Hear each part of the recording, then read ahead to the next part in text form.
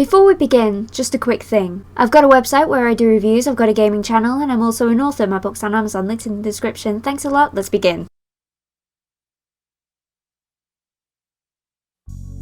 Imagine a world where you can reverse the effects of age, stress, and sun. From the leading name in biotechnology comes Regenerate. Another breakthrough from the Umbrella Corporation. Regenerate's revolutionary T-cell formula actually brings dead cells back to life.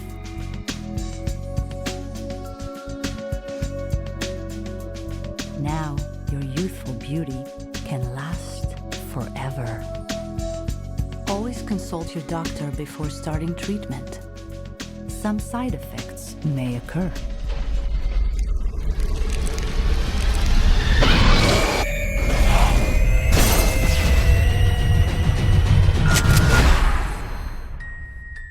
Regenerate is a registered trademark of the Umbrella Corporation. Our business is life itself.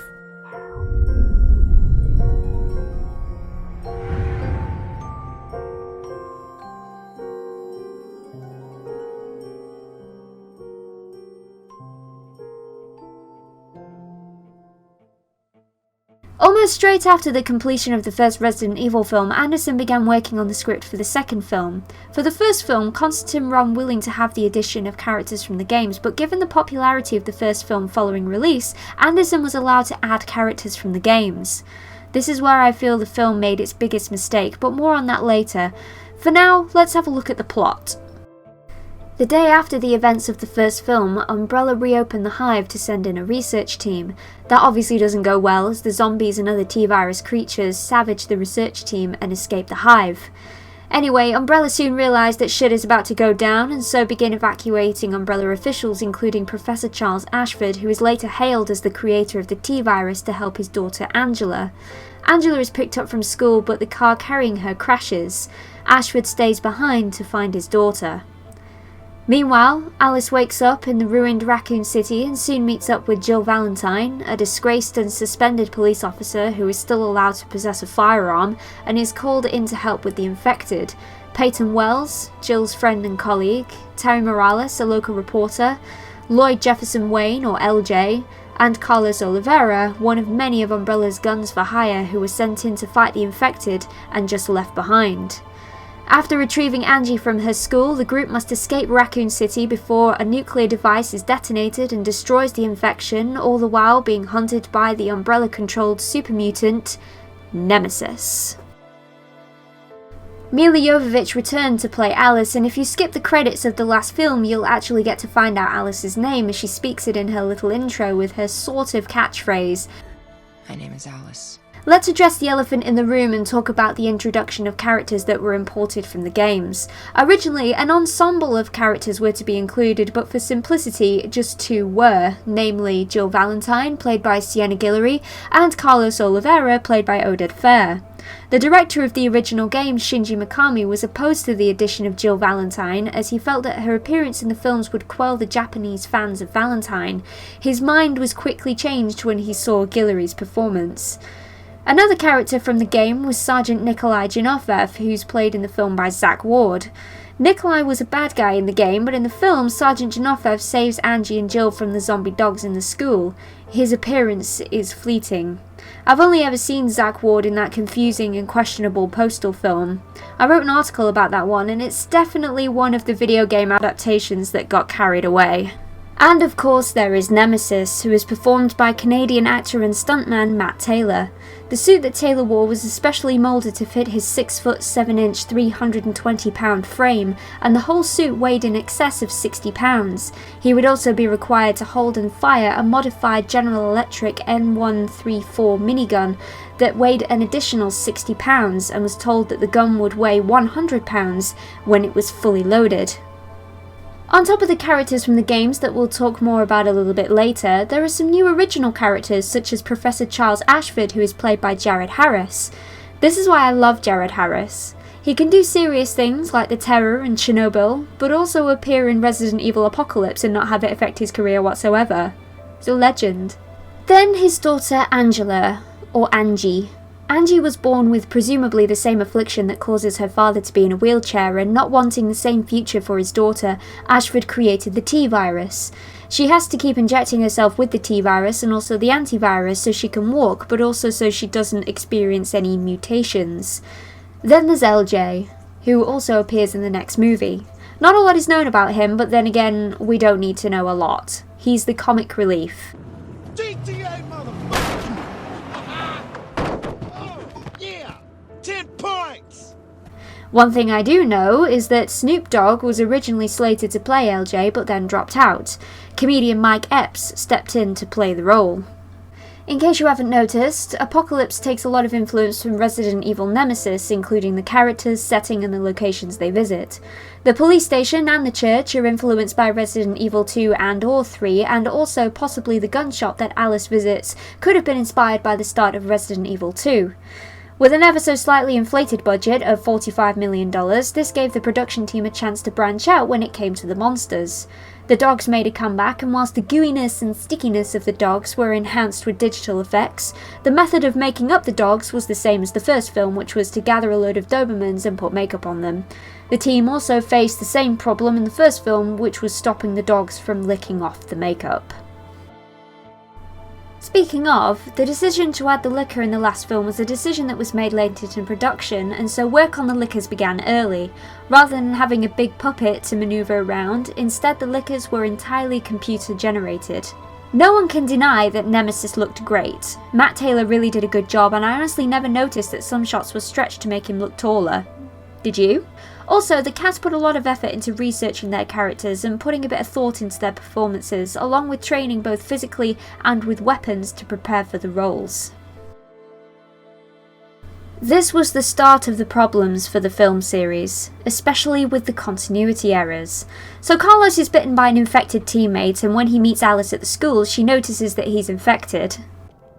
When were you bitten? 3 hours ago. What the? What's your lucky day? In the last film, the team arrived with 3 hours until the doors closed, and Rain was bitten and turned into a zombie during that time, so explain to me, Alice, why is this Carlos's lucky day? The Red Queen did say that infection times change from person to person, so maybe that could be explained, but Alice's only experience with infected people has been with Rain, so why wouldn't she assume that it would be too late for Carlos? Continuing from the first film, the Red Queen mentioned that the T-virus changed its delivery system, going from liquid to airborne to blood transmission, and that the virus travelled around the hive via the air conditioning.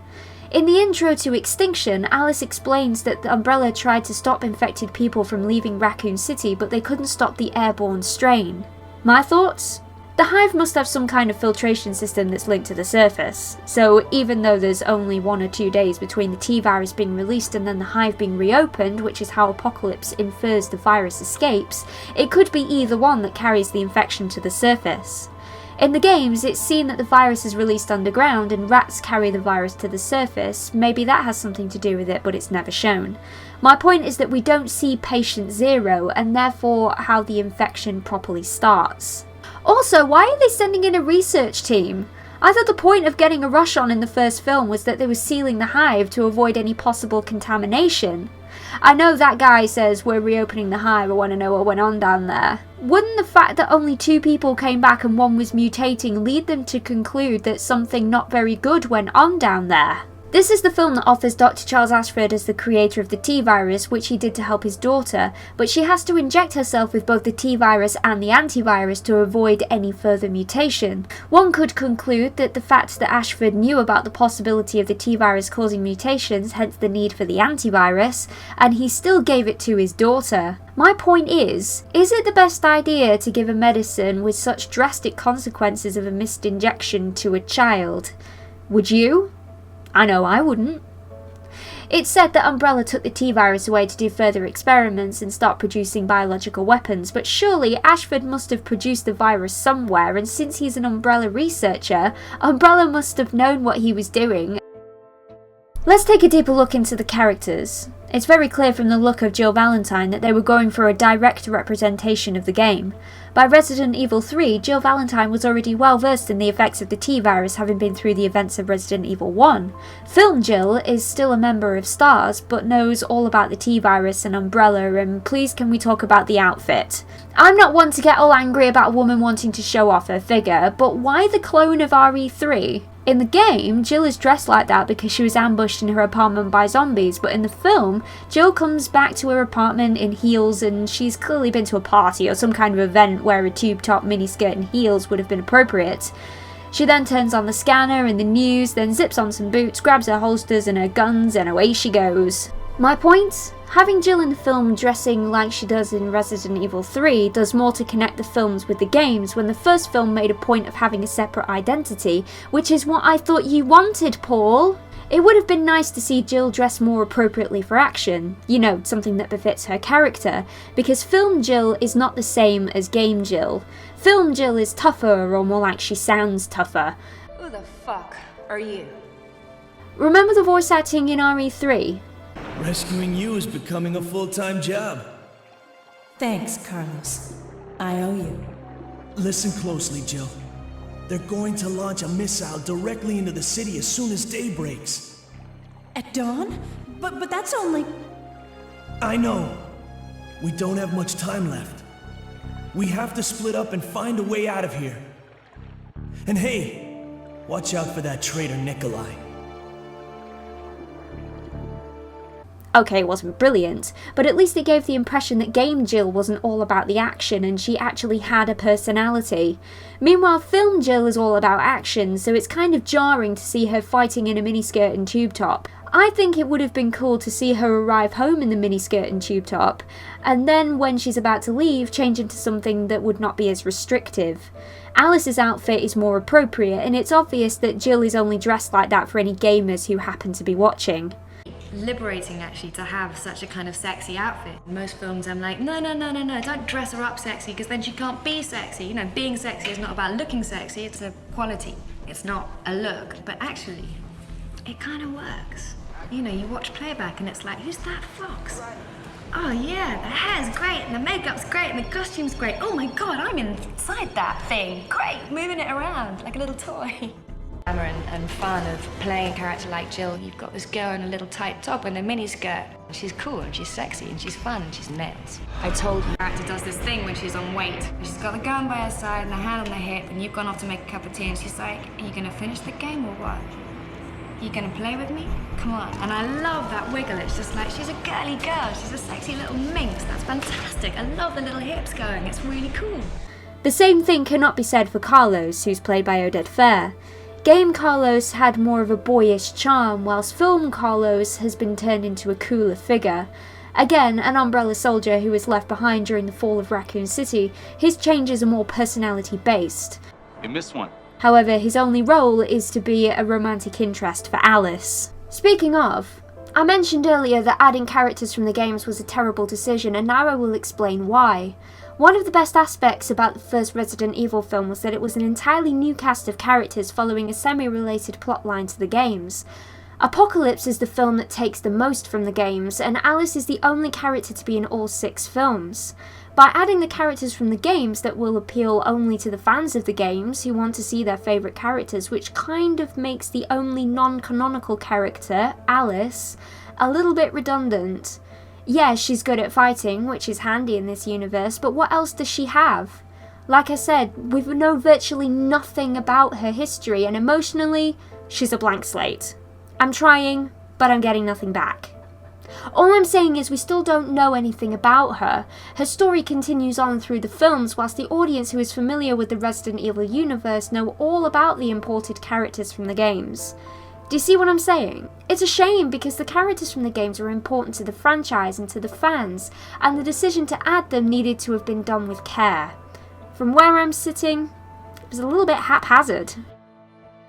I've mentioned that Alice was infected with the T-virus, but instead of her turning into a zombie, the virus bonds with her DNA and she becomes faster, stronger and a more capable fighter. To be honest, her abilities don't look like they've changed much since the first film, but whatever, they're running with it. Can I just throw this in there? How incredibly fortunate is it for both Alice and Umbrella that they randomly infected her and then she turned into a super soldier? It's unknown if Umbrella knew Alice would be the only person to bond with the virus, although later statements by main characters will make it seem intentional. Put simply, the Umbrella Corporation is taking back its property. You just didn't work out, so you're being recalled. Nevertheless, this German guy, Kane, has been pointed out as the bad guy, so Alice's test is to fight Nemesis, and right at the point when she seriously wounds him, does she realise that Nemesis is Matt, and he doesn't seem to mind that she's just impaled him, because right when he's ordered to kill Alice, he protects her, but he is himself killed when he saves her from an attack helicopter.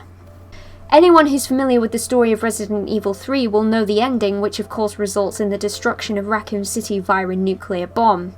Alice, Carlos, Jill, LJ and Angie all board the last helicopter out of the city just as the bomb hits, and the shock wave causes the helicopter to crash. Alice is impaled by a piece of metal that was going to hit Angie and seemingly dies from the wound. In the morning, Alice's body is recovered and taken to Detroit, where this man, Dr. Alexander Isaacs, possibly regenerates her. Not only has she been regenerated, but she's also gained telekinetic abilities, which will be explored more in the next film. Alice is recovered by Carlos, Jill, LJ and Angie and allowed to leave the facility, but she is being monitored by Umbrella. That's the end. Released on September 10th, 2004, Resident Evil Apocalypse took in an astonishing $129.3 million against a $45 million budget. In summary, it is surprising to see that Anderson doubled back on not wanting to put in characters from the video games. Although he did write the script, Anderson did not direct Resident Evil Apocalypse due to commitments with Alien vs Predator, and would not return to direct the Resident Evil films until Afterlife. However, Anderson did stay on as the screenwriter of all the films and was heavily involved as a producer, as did producer from the first film, Jeremy Bolt. Instead, Alexander Witt undertook the challenge of directing in his directorial debut. Before this film, Witt's career was mostly focused on the position as a second unit director, and here are some of the films that he worked on.